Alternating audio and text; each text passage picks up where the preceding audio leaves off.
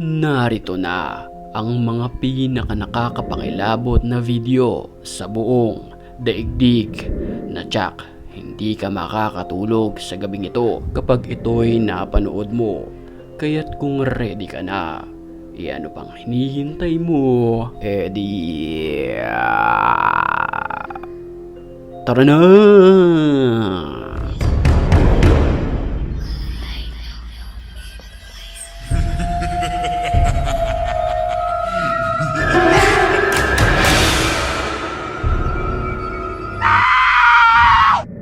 Mag-isa lamang ang lalaking ito sa kanyang bahay nang may marinig siya na isang bata na animoy naglalaro sa kanyang kwarto. Algo está sonando en el cuarto. Creo que es la cama.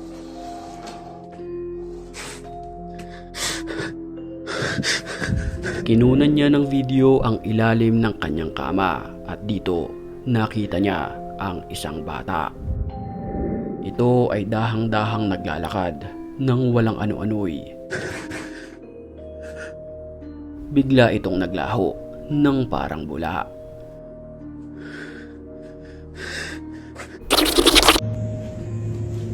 Alas 2 ng madaling araw nang maglakad ang lalaking may hawak ng kamera sa kalsadang ito. Nang walang ano-ano'y, nakunan niya ng video ang nakakapangilabot na nilalang na ito. Ito ay mistulang nakabaliktad kung maglakad.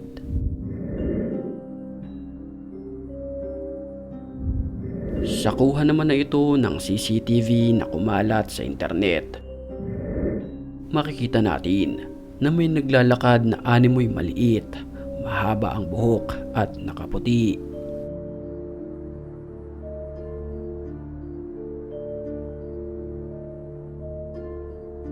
Sa mga oras na iyon, pumasok ito sa isang gusali.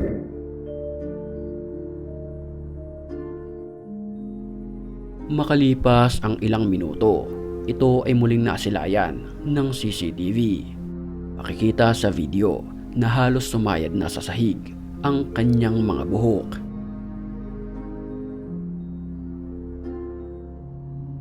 Maya-maya lamang ay bigla itong bumalik. Nagpabalik-balik ito sa gitna ng kalsada.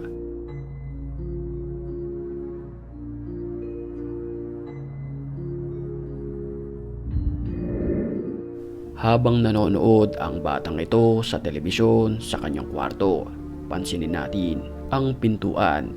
Tila may sumisilip na isang nakakapangilabot na nilalang. Ito ay kulay itim. Napansin ito ng bata at bigla itong napatayo.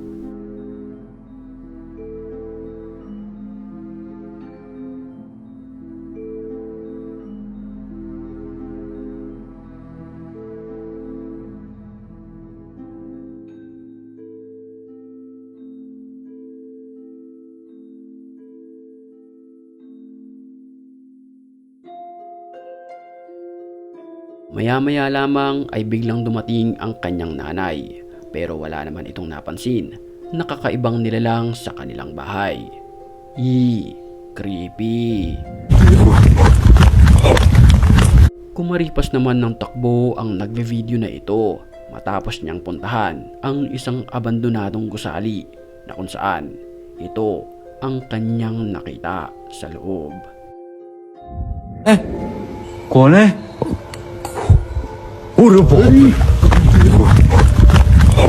Isang babaeng nakaupo sa gilid ng pader. Ito ay may pangil, nanlilisik ang mga mata, mahaba ang kanyang buhok at padila-dila. Ayon sa mga nakapanood ng videong ito, ang babae ay posibleng isang aswang. Bago tayo magpatuloy sa ating video, sa mga oras na ito ay batiin muna natin ang mga certified matapang. At kung gusto mo rin mapabilang sa kanila, mag-comment ka lang dahil ang may pinakamalulupit na comments, yun ang aking pipiliin. Back to the story. I really don't think I'm ever gonna be able to solve this shit. Isang nakakapangilabot na katok ang kanyang narinig sa kanyang bahay. I mean, this is my whole closet right here. Pero nang kanyang buksan ang cabinet ay wala naman ito. Okay, so it seems to be wanting to happen now more in the afternoon. Just to prove there's... Nang kanyang buksan ang main door ng kanyang bahay, ito ay wala rin. Ito naman ang kuha sa loob ng closet.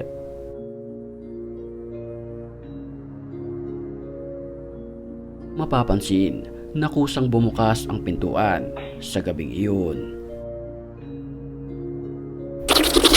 Sa kuha naman ng CCTV na ito, kitang-kita ang babaeng tumatakbo. Ayon sa babae, meron daw siyang nakita na isang nakakapangilabot na nilalang at ito nga ang nakunan ng CCTV.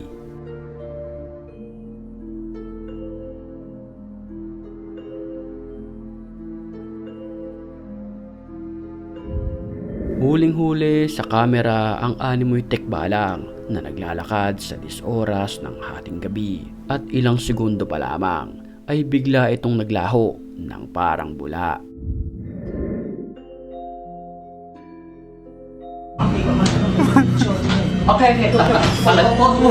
Nagkakagulo ang mga taong ito sa isang bahay kung saan makikita natin sa videong ito ang isang tao na nakaupo sa gilid.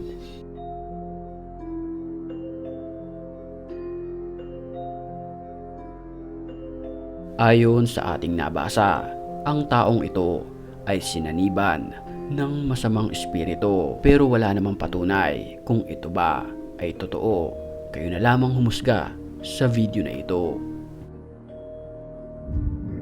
Nakakapangilabot naman ang nakunan ng CCTV na ito sa isang bahay. Ang reflection kasi ng babaeng ito ay hindi sumang-ayon base sa kanyang galaw.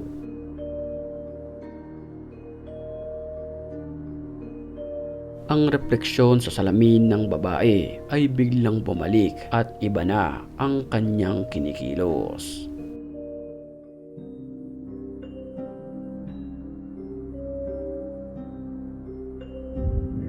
Isang nakakapangilabot na nilalang naman ang nakunan ng video sa loob ng kisame na ito.